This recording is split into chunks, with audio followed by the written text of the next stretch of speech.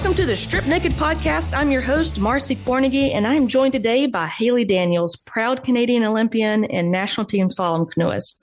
Ever since I started following Haley on Instagram, she's made me realize that I need to have, and I want to have, more people like her in my inner circle. I mean, full of on-the-go, nonstop adventure, and what seems to be a real thrill seeker.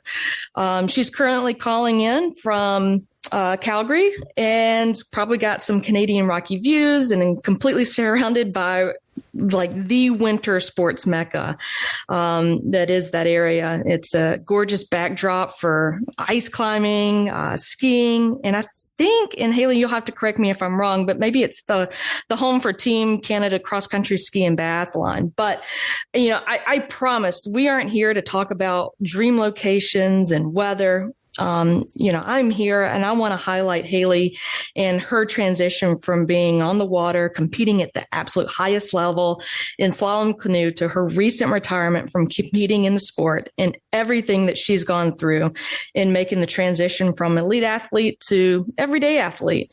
And of course, talk about what's next while keeping the idea of identity and identifying it as an athlete at the forefront of our conversation. So with that, welcome to the Strip Naked, Haley. I'm glad that we could finally connect between your schedule and mine. It's a pleasure to have you here with us today. Yeah, thank you so much for having me. Yeah, so I was talking about your location and the weather. So is everything good there? You still got snow on the ground, I'm assuming, and still being able to get out and do some fun activities? Oh, absolutely. I mean, yeah, you talked about the adventures I'm getting up to. I'm going ice climbing on Saturday. So I'm quite looking forward to that, but it's definitely spring here. It's there's a little bit of snow, definitely snow in the mountains, but not so much on the ground. I actually live in Canmore, but I'm in Calgary for the day. But on the ground in Canmore, it's not so much snow. Yeah, it's really kind of getting after those spring missions now. I was actually thinking about going paddling tomorrow. So it's kind of a juxtaposition of going ice climbing on Saturday and paddling on Friday. But it's just that time of year you can kind of do two sports and in completely different seasons, because it's warm enough that you can paddle, but cold enough that the ice is still there. See, right there, I'm in awe. You got water, you got air, you got rock, you got ice, all these elements that are just screaming, play with me. That's awesome. Yeah. Well, look, let's get started, because I mean, you are an Olympian, and it's not every day that I get to, or anybody else gets to talk to or hear from an Olympic athlete. So first of all, congratulations on fulfilling, some really big, what I like to call big, hairy goals and dreams, and competing at the highest level in the sport of slalom canoe, and, racking up some of those accolades, awards, and, I think equally as important, the trust of your country to go and represent in the 2021 Olympics in Tokyo. I want to talk a little bit about your background, just so we can get to know you, a little bit about the sport so that we can bring our listeners up to speed. But can you talk a little bit about what it is and how you competed, and the road to getting to Tokyo, as far as all the nationals and the championships and things that you've had to do to get there? Oh my gosh, you'd have to record for probably 15 years. It took me I grew up in Calgary. My family is very outdoorsy, and my parents got my brother and I into paddling. We would go on canoe trips and hiking trips and ski trips, and every weekend we were outside doing something fun. So it was kind of within my upbringing to find adventure outside. And then from there, I did a lot of snowboarding. I really loved snowboarding, and I kind of felt like I was going to go that direction in terms of competing. And then I went to a kayak camp, and they said that there was nationals at the Kananaskis River.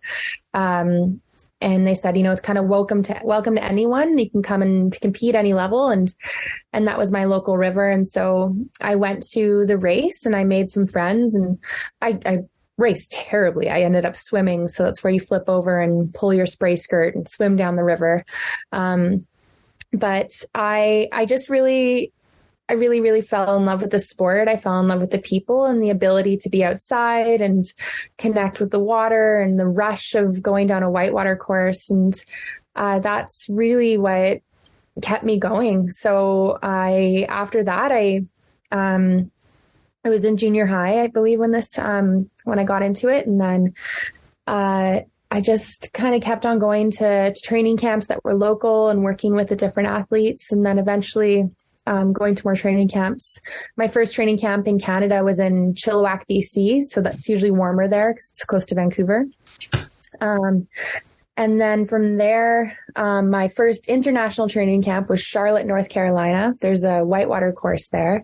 We used to go there 2 to 4 times a year, and just spend the spring there because it was just much warmer and we could get on the water earlier. But it kind of just became going from a couple training camps a year to multiple training camps a year to realizing that if I wanted to get to, a world championships or an Olympic level, I needed to be training all year. So, that meant, trying to make the national team, where I did that in, 2010 or 2011. And went to my first world championships in Bratislava. Also had a terrible first world championships, but I learned a lot from that experience. But it just allowed me to push myself and constantly learn from it, and constantly understand that I really, really love my sport and that I could continue to push it. And when I got into paddling, I was first a kayaker. So that's when I did that as a junior. And then there was an opportunity for women's canoeing. So kayaking, you're sitting and you have 2 blades on either side. And canoeing, you're kneeling and you have a single blade, and then you switch sides. And there was an opportunity for women's canoeing to be added to the World Championships and the World Cups. And they also said they were going to add it to the Olympics. So I remember having a conversation with my dad, and we just sat down and kind of wrote down a pro-con list of, should I stay in kayaking? Should I do canoeing? And I decided to do both. Didn't do that very well, and got much better at canoeing, and just decided I'm going to do just canoe. So I switched to that category, and it did get added to the World Championships and the World Cups, but the organizing federations dragged their feet and really did not add it to the Olympic Games for a long time. So there were 3 categories that were available for men in canoe slalom, and there was only 1 category that was available for women in the Olympics.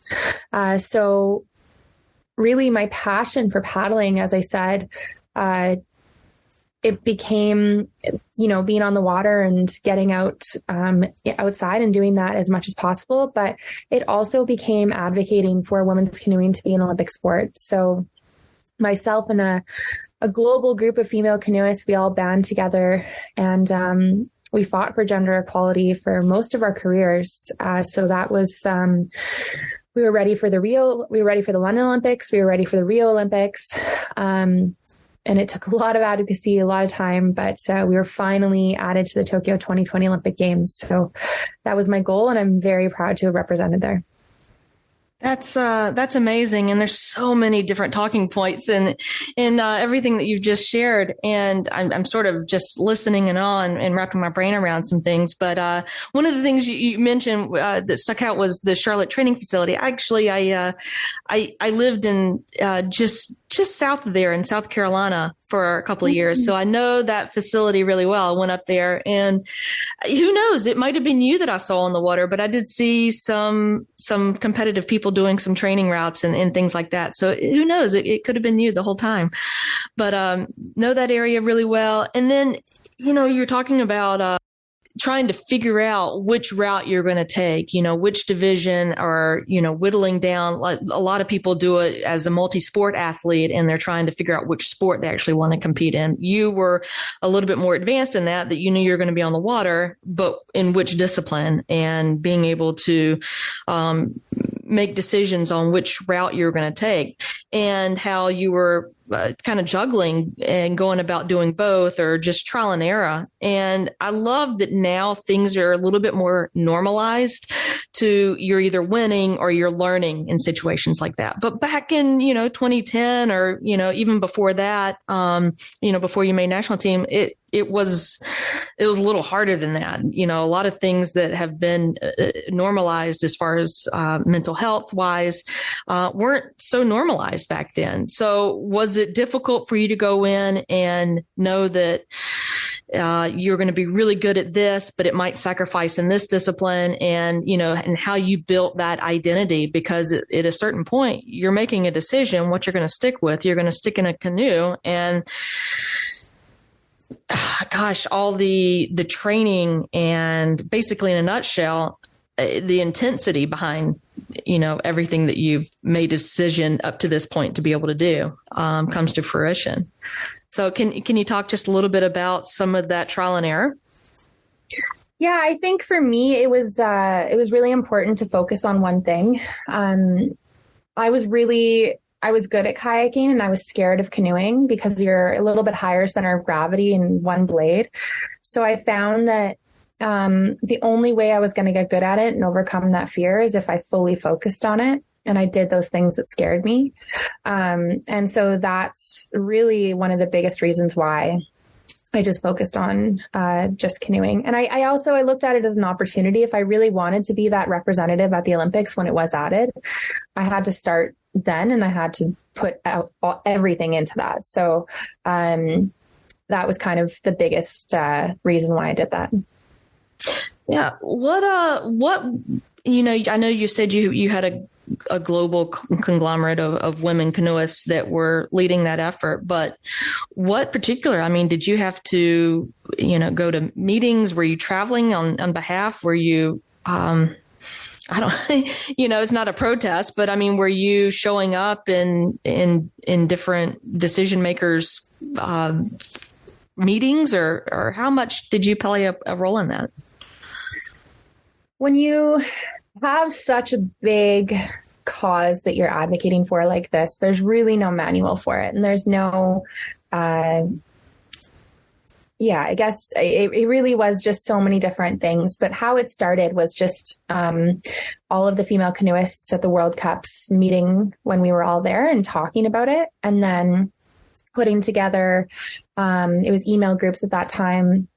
So email groups, and then Facebook started to come into it. So then Facebook groups and things like that, but just places that we could constantly communicate and share information. And then working with my national federation. So Canoe Kayak Canada was one of the main pushers for Canoe women to be in the Olympics. So Canoe Kayak Canada, there was Australia, Britain, and Germany that were really pushing for it. So it was really just working with them and sending letters to anyone who would listen.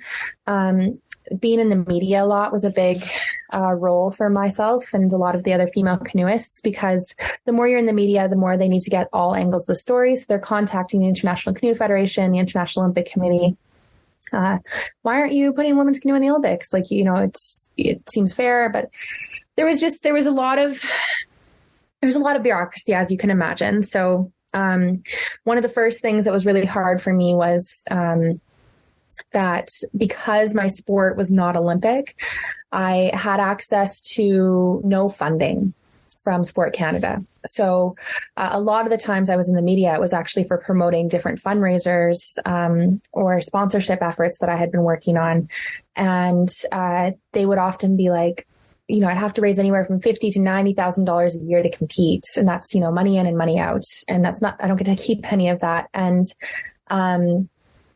the media would be like going to Sport Canada and being like, why aren't you funding women's canoeists? You know, they're ready. They're going to be in the Olympics eventually. And they're like, well, they're not an Olympic sport. So, you know, my male counterpart, everyone else that was on the national team that had an Olympic category had funding, and I didn't.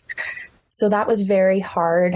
And I had to work significantly harder to find funding to get to those competitions and training camps. But it taught me so much about sponsorships and marketing and storytelling and helping people understand why they should support different sports. So, that was one angle of things. But the other angle was within the advocacy for the Olympics. As I said, there was 3 categories that were available for men and 1 for women. When it comes to the International Olympic Committee, it comes down to how many athletes are in the village and how many Olympic medals are available per sport. And the IOC had just decided that canoe kayak was only allowed these four categories or four medal categories in canoe slalom. And this was also in flat water as well. It just wasn't in whitewater. It was a fight for flat water and whitewater. But they decided that it had to be that. So when we look at the categories, there was 3 for men and 1 for women. What it meant is the International Canoe Federation had to go, okay, so we have to take one of the male categories away and add a female category. Mm-hmm. And so then it meant them putting us against the men, which really wasn't fair. So there was this huge fight essentially where men C2, so it's where 2 guys are sitting in a boat. And this was the only category that wasn't in the World Championships that 2 women were doing it. And they were saying, well, if we add women's canoeing to the Olympics, then the dreams of these men C2 athletes will be crushed. They'll be gone. They won't be able to go to the Olympics. And we were looking at them like, do you hear what you're saying? Like, of course, yes. Like, because we have dreams, we have these aspirations as well. Like men have an opportunity to go to kayak or canoe or C2, and we have the opportunity in kayak, and that's it. Mm-hmm. So that was really hard because these people are my friends. I respect them. I respect their body of work. I respect their the level of competition they're at, everything they've done. But I also want the same opportunity that they had. So that's where it became about strategically positioning ourselves about, we just want equality. We don't want to take any dreams away from anyone. We just want to be equal and have the same opportunity. And so eventually men's C2 did get taken out of the Olympics. And so Rio was the last Olympics that it was in. And then women's canoeing was added to Tokyo. Yeah. We see that a lot in the media. It's not necessarily the narrative that all the athletes want either. It's not that you don't have to take things away in order to add. Just like, let's find a place for everybody to be able to compete, right? And and that's a tough position to be in, as you were saying. So when you were talking about all the fundraising and the efforts, you're anywhere from $50,000 to $90,000 per year in and out. That is a lot of money, and that takes a lot of focus away from you as well. And then on top of that, I was thinking with Tokyo 2020, that was, you add another year because of COVID. And so is that a whole nother year that you weren't expecting that was going to be added to your plate as far as fundraising, being able to travel, train, and then go about business on Team Canada? Well, it's a twofold question, I feel like, but I think that I'll just address the COVID part first, then I'll come to the fundraising. With the pandemic, it was difficult because I definitely knew I was going to retire after those Olympic Games. I was ready to be done. And having that add another year, it was like, okay, should I continue to do this? Like, how am I going to do this without being able to travel? There were so many aspects of it. And it was hard on all of us, but the one silver lining, there was actually quite a few silver linings, but one that sticks out of my mind quite vividly is that it actually provided a lot of funding opportunities for us because we were identified as Olympic potential athletes and we needed resources to be able to train in this difficult time. And so it actually allowed us some emergency funding that allowed our team to go to France for 9 months before the games and properly prepare. So although I needed, within 2 weeks notice, I was told I need to go to France for 9 months, and then from France, go to Tokyo after, pending that I qualified, because I still hadn't qualified for the games yet. I was still in competing against my teammate for the spot, but it did allow us to have proper training when it came down to it. So that was a silver lining. But when it comes to the fundraising aspect of things, when I first started with it, I had no idea how to come up with these massive numbers. I mean, I thought $1,000 was a lot of money. So, you add 90 to that, it really changes the scope. So, when it came down to it, I've always been very inquisitive and curious about whatever I do. And I think that anything that I pursue, I will ask 10 or 20 different people how they got to where they are. And I'll always kind of do informational interviews of how did you do this? And what did you do this? And so I just started researching other athletes that were doing sponsorships and doing fundraisers. And I had like this like little journal that I was writing down athletes' websites. And at this point, there was a lot of athletes that didn't have websites. So the ones that did were like Red Bull athletes who had someone build it for them. And these really like extraordinary websites. But I was just looking at, okay, what's good, what's bad, and what do I want on mine? And I was in university at the time. So I asked the computer science club if they would take me on pro bono and build a website for me.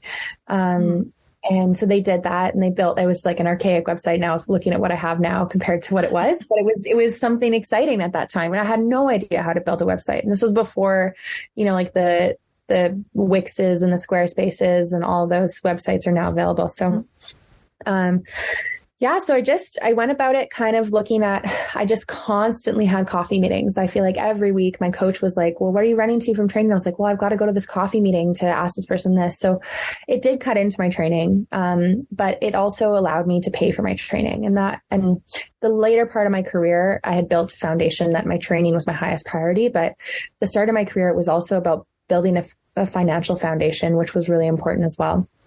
So they kind of balanced each other out. But it just started with building a brand, understanding that I needed to have a story that I leaned into. So my story was a fight of gender equality and outdoor adventure, and then healthy living. And I was a vegan athlete for 12 years. So that was kind of my brand pillars. And they evolved over time, but initially that was what it was. And so we started, I started with working with some sponsors like Manitoba Hemp Hearts and some local things like that. And one of my first fundraisers was a wine and cheese night. And then after that, I was like, okay, how can I lean into my brand pillars, but do a fundraiser? And I knew that events were the best way to go about that. So a friend of mine and I came up with, she was a graphic designer, so she helped me come up with this cookbook called The Canoeist Kitchen. So it was 25 recipes. It was like a book stapled together. I took pictures of everything and made all the recipes. And she designed it for me. And then we sold those for $25 a piece. And then we followed that up with Canoeist Kitchen cooking classes. So in Canmore, there was a place that was owned by two Olympians, and there was a hotel and they had a kitchen. And so they gave me the space for free. And then I went to a grocery store and got donated ingredients. So really my costs were like almost non-existent. And then I had just participants pay to come learn how to cook these vegan recipes. And it wasn't like a sellout success. It definitely was a struggle to get people in those classes, but they made about $3,000 a class, and I did them once a month. And so those were quite lucrative, but it was still a lot of work for not that much pay. So then from there, I looked at, okay, well, I need to get some big sponsors, and I need to have a fundraiser that's going to be more, pay more. So there was these colorful paddles on the highway from Calgary to the mountains. And every time I drove past them, I was like, who are these people? I need to get to know them, because I'm a paddler. I drive past them every time I go to training at the Kananaskis. And I ended up finding out who they were, and I reached out to them on LinkedIn and got a meeting with them, and I pitched them sponsorship. So it was a lake community just beside that on the way out of the city called Harmony. And I said to them, I think there's a really unique opportunity here to work together. I could be a brand ambassador for Harmony to help you sell homes in the community, and you can help me try and get to the Olympic Games. And so they did a sponsorship deal with me that was around $15,000 a year. And that was a really big deal for me. That was just a huge leg up every year, headed towards those Olympic Games. And we did some amazing videos together, some campaigns. Their marketing team they're still really good friends to this day. I keep in contact with them. But it really showed me that there was a brand that wanted to work with me. And that was one of my biggest first sponsors. And then eventually other sponsors came on, like Mountain Equipment Co-op, which is like Canadian's version of REI, and Subaru Canada, some grocery stores called Save On Foods, just to name a few. But it started to become, and then I think the thing that also changed with sponsorship, and this was when I was going through it, but sponsorship used to be, radio commercials or being on cereal boxes or all these things. But the scope changed with social media, and everything became about posting a campaign and certain hashtags and how many impressions and how many engagements. And still to this day, I have a lot of sponsors personally that I work with still, more on the mountaineering side of things and adventure, but it's all social media based. So I really needed to learn how to leverage my social media and tell my story and be organic with my content between my sponsored content, and also not let it take over my mind.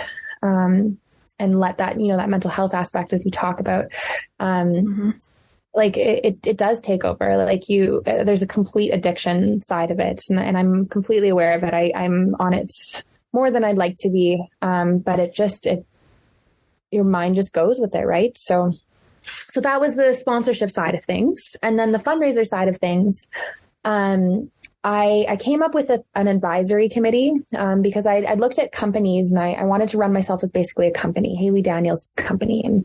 And when I looked at a company, I was like, okay, what do they have? They have, they have an accountant and they have a HR team and all these things. But the one thing that stood out to me was they have a board of directors. They have someone that they talk to that has expertise in different areas and gives them ideas, network, different things like that. And so I formed an advisory committee, like a board of directors of Haley. And we would meet once a month and talk about how to fundraise for the Tokyo Olympics. And so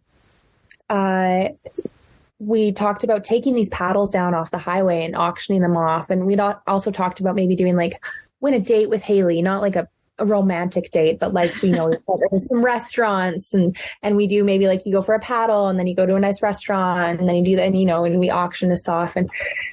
And then we thought, what about art? So we came up with this idea called the painted paddle.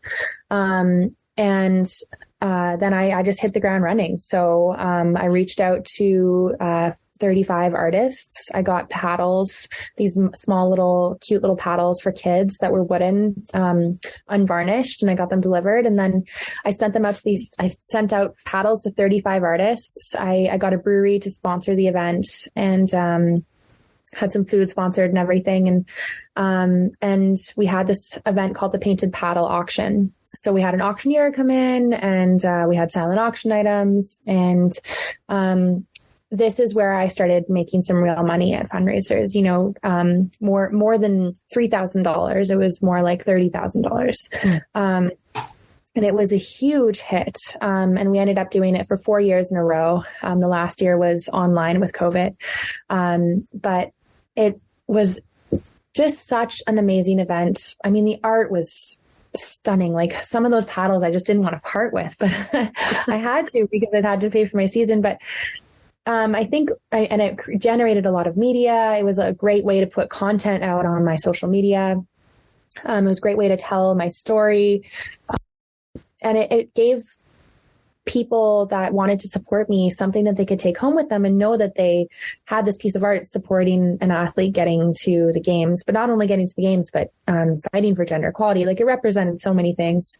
But it was also a way that I could bring all the people that had supported me into a room and say thank you to them and really just be like, thank you so much. Like this means so much to me because it's very unique and it's not every day you get to be in the room with all the people that have supported you and say thank you to them. So, it was honestly, I now, being retired, I look back on it and I'm like, I kind of want to organize them again because they were so fun. And I wonder if I could do them for other athletes, other younger athletes, but got a lot on the go right now. So I have to kind of, I was about to say the wheels turning. I love it. But I did really love doing them. They were super fun. And, they did really well. And I think like, you know, when something does well, like why stop doing it? But, yeah, so that raised money for my season, and then I had other sponsors and things like that. And it was always still scraping by. Like when I would get a check from private donors or something like that, it was like, okay, I can pay for this training camp. Wasn't sure I was going to pay for that training camp. Or okay, like I can pay for this boat. Wasn't sure I was going to pay for that boat. So it was always kind of like a little bit stressful, but I knew that if I kept hustling, kept hitting the ground, that something would come in. See, to be honest with you, I just assumed that talking to you today, we would talk about the grinds of training and early wake up calls and strict dietary and workout regimens and things like that. But here we are. We've spent a significant amount of time talking about all the other things that we just don't think about. The other people that aren't in this position that you've been just don't think about. I mean, these are elite level demands. You're an entrepreneur, you're a businesswoman, you're an advocate for gender equality, you're a public speaker. You've got a true sense of complete hustle. And I think that that's probably one of the greatest compliments anybody could ever give anybody, is saying, hey, you hustle and you know how to get things done. Is this, Haley, who you are at your core? I mean, is this always been you, or is this something that you've had to really lean into as you transition from competing to retirement to figuring out what's going to be next? I would say I definitely, like, one of my core strengths is that I'm resourceful 100%. So, I am always looking for ways to be unique and look at it at a different angle. And I mean, it's a strength, but it's a weakness, right? Because I'm relentless. I will continue to go. I will put stuff on my plate. I'll say, yes, I'll go, I'll figure it out. But then I'm constantly on the go. I'm constantly doing things. I'm constantly figuring it out. So, it's definitely who I am. And my friends, my family, my partner, I think that they all love that about me, but also dislike it sometimes when they just want to hang out and do nothing. But, that is definitely who I am at my core. That's awesome. Let's talk a little bit about retirement. You mentioned that you knew that you were going to get to the point where you wanted to retire after those Tokyo Games.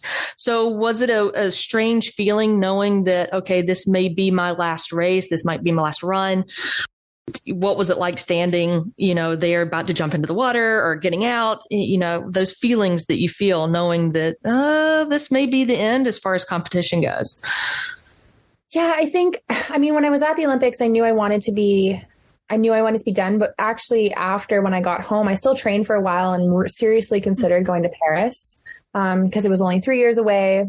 The Olympic qualifiers for Paris are now this summer. So it's really, really soon. But I do think a lot about the future, but in those moments, I was just thinking about trying to be present. And I spent months and months working with my sports psychologist on how to be present and how to just be in that moment. And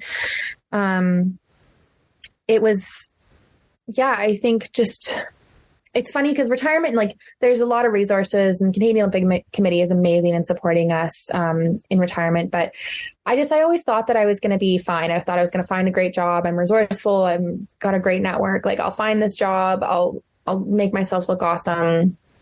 And I'll work in the corporate and the sponsorship world, because I loved sponsorships after doing that and working in marketing, because I had a knack for marketing for sure.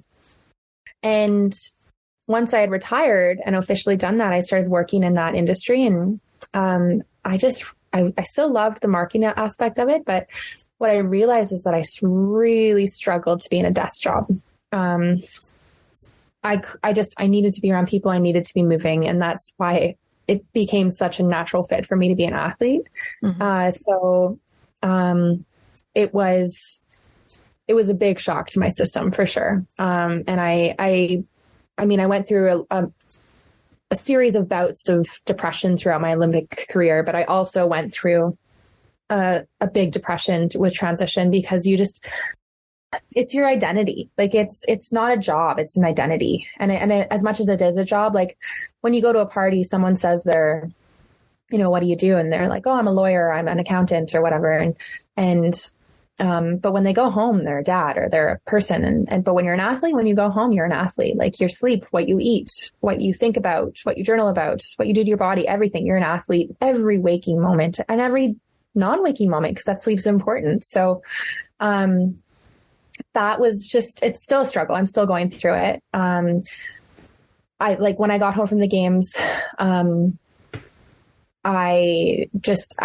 question that I dreaded the most is what's next. And then when I retired, the question I dreaded the most was, what do you do? Because I wasn't proud of the job I was in at that time. I was in a sales position, and not that I wasn't proud of it. It just wasn't for me. And, I wanted to say like I was an athlete. But it's this weird dynamic. I don't want to share. I was an athlete, because then it's like, well, you're washed up. I don't know. It's a funny thing. It's still a funny thing. Even now I'm like, we still do a lot of fundraisers. So, I mean, I had a fundraiser last night in Vancouver, and I have another one today in Calgary, and I'm going there as a representative for Team Canada. So I will be as an athlete, even retired or current there. But the hard thing is that I'm also a regular person, and that I'm not just an Olympian. I'm Haley. I trip all the time. I'm super clumsy. Like I want to be, myself, and I want to be, treated as myself. And I'm very proud of my accomplishments, and I do like sharing them. But the minute you share them, people have so many questions, and they treat you differently. And I just sometimes want to fly under the radar. So it's a careful balance of figuring that out. Yeah. You mentioned it. There's a lot of acronyms that kind of swirl around in the sports world. And I remember as a coach, there was one that was called LOFT, which was lack of talent, more or less. Not here, not in this discussion, but you mentioned a normal average person, or a normal average regular NARPE. Yep. Yeah. So it sounds like you are leaning towards, you want to be in that position of quote unquote NARPE, right? And with that, do you find yourself trying to redefine yourself, or just trying to expand yourself, or what is that process like? I mean, you've mentioned that you're working through things and trying to figure out all of the nuances that go along with that. Well, I mean, it's funny because, I want to be a NARP for most things, but then I also don't. Like, it's like, I want to be, I don't know. I have like, you can't have your cake and eat it too. So I'm just trying to figure out that balance. But I mean, like when I do mountain things, and now the current sponsors that I'm working with, I do want to, push that envelope and be a high performer. Mm-hmm. But then, when I go to a party with friends, I just want to be that regular person and just have fun and have no expectations, like not go play beer pong or something and expect to be the best beer pong player ever because I've competed in the Olympic Games. Yeah. Not that I play beer pong frequently, but it just a kind of I'm still just kind of figuring out that balance. So, I don't really know. I don't really know the answer to that question. I know that I got the Olympic rings tattooed on my arm, and I am very proud of that. And that was something that I felt like was a rite of passage, but sometimes I'm very conscious to keep those covered, and just fly under the radar. And I just want to be Haley. So, I think there's moments to shine, and there's just moments to be, figure out when to share your past and when to, earn your right for respect as well. Yeah. Well, finding balance in being a NARP, being an elite performer, and jumping into wild and crazy activities that you're in with your mountain sports, and then jumping into wildland firefighting. But I want to hear more about this. But first, we're going to take a quick commercial break. So stay right where you are, and we'll be back.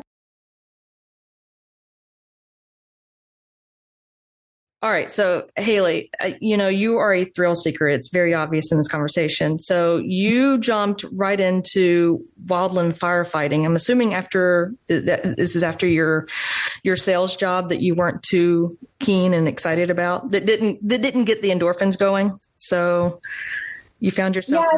Yeah. Actually, sales was after the wildfire, but it was various jobs. Yes, I had dipped my toes in a couple different things, but my brother is a wildland firefighter, and my uncle, and my cousin, and it was kind of just in the family. And I love being outside, and I recognize that there's a lot of things going on environmentally right now, and wildfires is a big part of that. And I wanted to kind of be a part of the solution, so I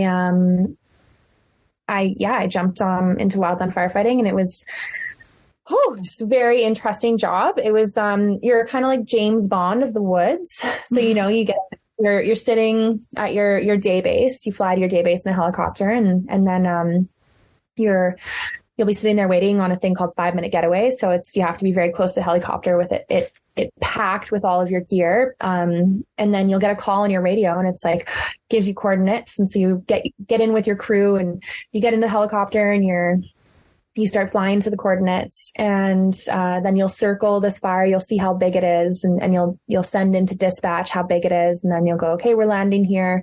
You'll look for water, and you'll look for a safe landing zone. And then you'll land, and you'll take out all the gear, and you'll put it in one spot. And oftentimes landing, especially up in northern Alberta, is you're landing in skag. So it's like bogs. So you're up to your knees or waist in like gross pond water.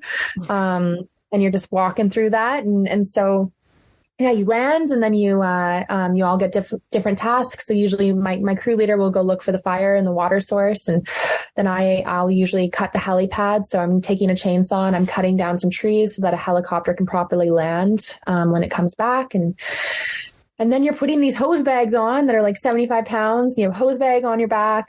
You have a chainsaw on one side, you have a pump on the other side, and you're carrying that to the fire, usually about I'm going to say kilometers, but usually about 2 to 10 kilometers. It can be quite far depending on how safe it is to land. And then you're wading through the skag, getting to the fire, and then laying hose to start putting it out and start digging. So it was the hardest job I've ever done, ever. I mean, training for the Olympic Games was very hard, but you work until the fire is out. So you work from sun up to sundown, and then go home, sleep, and then come back and keep working on the fire until it's out. And even when you can't really see fire anymore, then you're doing a thing called gridding. So yourself and a couple other crews are literally walking, 10 feet apart and gridding the fire and making sure there's no hot spots. And if there is, then digging it up a little bit or putting water.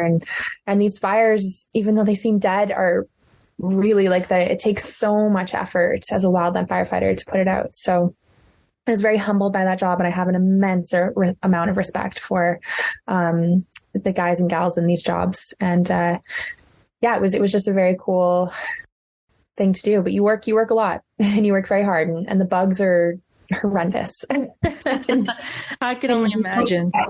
There is much respect that goes along with that position. And for listeners, if you're not exactly sure, just go type in wildland firefighter and just look at the gear they're wearing. And like Haley said, 2 to 10 kilometers or 3 to 8 miles or so, huffing through backwoods for that. And it is one of the most underappreciated, underpaid positions that are out there. I don't know how it is in Canada, but in the States, it is definitely way underpaid for the amount of work that goes into it. So you do actually get paid quite well, but you have to work for it for sure. And it's still, I think, underpaid. And I digress. No, it's very true. So I will say thank you for your service, because I'm an avid hiker, and I actually hiked the Pacific Crest Trail this past summer and ended up 80 miles short of the Canadian border due to wildfires. And, it's just one of those things that at the end of the day, they just said, we'll just let it burn. There's no homes or any threat to people in this area. So let's just let it burn. So anyway, lots of respect for that position. So I'm assuming, are you still doing wildland firefighting?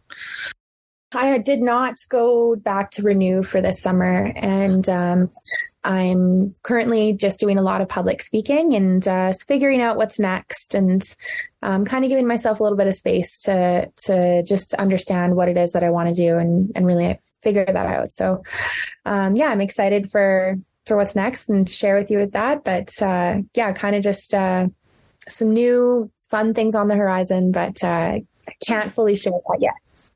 All right, then we'll have to maybe do a part 2 to this at some point when you can. Haley, you mentioned early on that, you were surrounded by your family and getting off the ground, competing, that your family has been really close to you and you've been close with your family, sharing like your brother in the firefighting routes and things like that. And your dad and you having really good, close conversations about how you were going to make decisions on how you're going to compete moving forward at a young age. I'd love to talk about your dad just a little bit, just because for the rest of the world, it's a very unique situation as your dad transitioned. I think I read that it became the first trans woman to officiate or judge an Olympic event. I'd love for you to kick off that conversation for us and maybe some of the ways that you've been able to support your dad and the dynamics that go along with that. Yeah. So, my dad transitioned genders during the pandemic and was a judge in the Rio Olympic Games as Duncan and scheduled to be a judge in the Tokyo Olympic Games also as Duncan, but through transitioning genders became Kimberly. Okay. And when a family member transitions, it's just like advocating for trying to get your sport in Olympics. There's no manual for these things. And so I think the biggest thing that I learned through that is all I could do was just support my dad and really be genuine and ask questions and stand up for what we felt was right. And the one thing when we were heading into the Olympics was we wanted to control our narrative and we didn't want people to get this story and put it in the wrong context. And so it was really important for me to work with key stakeholders and kind of come out with our story. So we came out in conjunction with the Canadian Olympic Committee. We did a photo shoot and had that story come out and had glowing reviews. We had a couple negative things as you always will, but for the most part, positive. And through this experience, we had a ton of media exposure. So we worked with very big Canadian publications. And we found out that my dad was going to be the first openly transgender judge to ever officiate at an Olympic Games. So I guess my dad and I, we were both just people who were following our passions. Then we became a family of firsts. So myself, the first wave of female canoeists to ever to cross the start line at a Olympic Games based on our fight for that gender equality. And my dad, the first ever transgender judge. So there was a lot of media within the games, at the games, post games. I still do a lot of speaking on behalf of diversity and inclusion, but I'm very proud of my dad for living her true self. She uses the pronouns her/she. I think that our biggest goal is to help educate others that it is important to support someone with how they feel and just normalize it so that we, oftentimes I'll be at an event or something. I'm like, oh, my dad's coming. And then I'll be like, oh, my dad's walking in there and they'll see a woman and they go, how is that your dad? And I'm like, my dad's transgender. And some people will be very taken aback and aloof and not really open to talk about it. And some people will support it. And the more that we can continue to make that normal, then that's how we can break down those barriers. Yeah, because dad will always be dad no matter what. Absolutely. Yeah, good. Mm-hmm. That's awesome. Like, how did you navigate some of the challenges or misunderstandings related to this? I mean, this is all going on when you're entrepreneuring, you're hustling, you're training and everything else. Plus, you just mentioned you came out with a huge, basically a campaign of firsts, walking alongside your dad and then also being the first women's category. So, how were you able to, juggle some of the misunderstanding or mismedia that happened out there? There's so many different things. I think it was just really understanding how to position things with the media. there were some outlandish questions sometimes, and just helping them understand that that's not an appropriate question to ask. And just making sure, like, my dad loves to share, but making sure my dad didn't share too much, because there were some publications we worked with that my dad overshared, and they took that and really made it into a story. And that was really difficult for our family.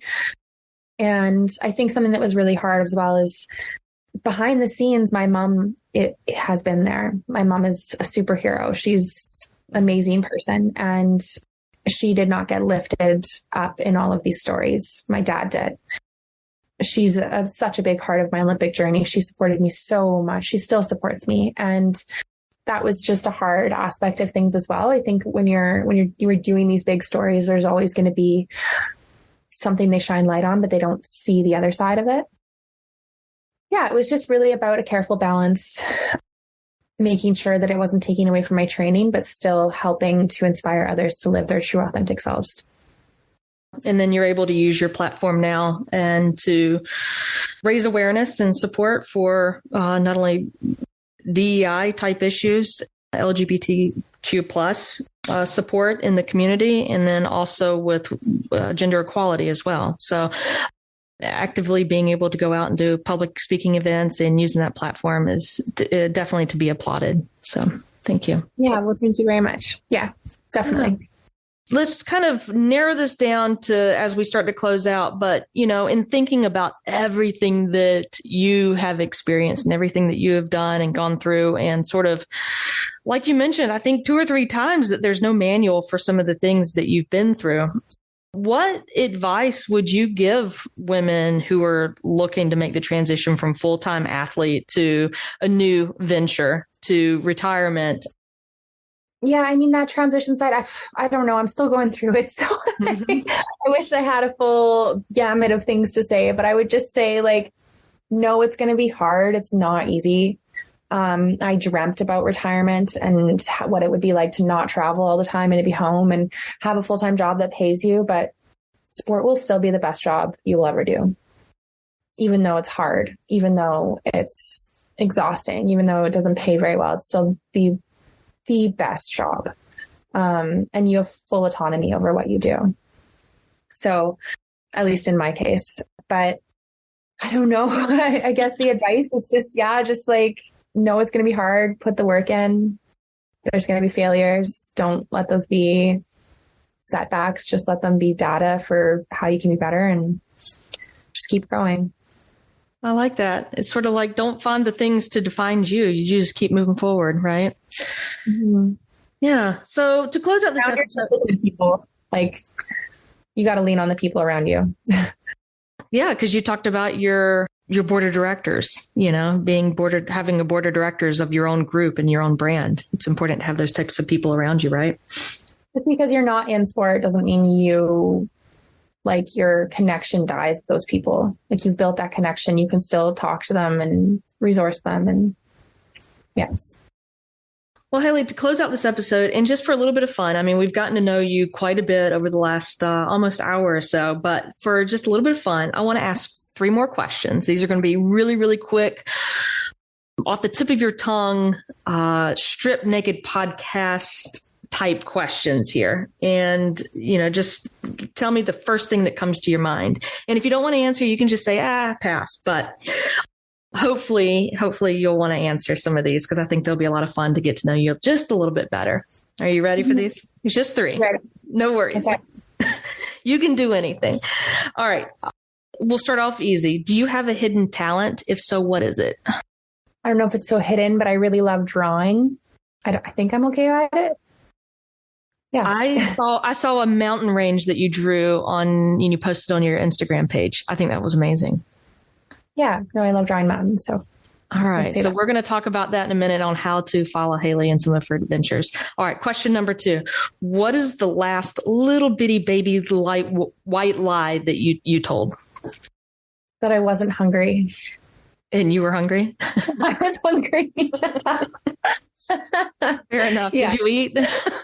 I ate in private, but I said I wasn't hungry, but I was so hungry. See, that little white lies get us every time. And they're so silly, right? So last question, when was the last time you got really, really nervous or scared? Like that weird, roller coaster feeling you get in your stomach? And what was it that you were about to do? And how did you shake that feeling?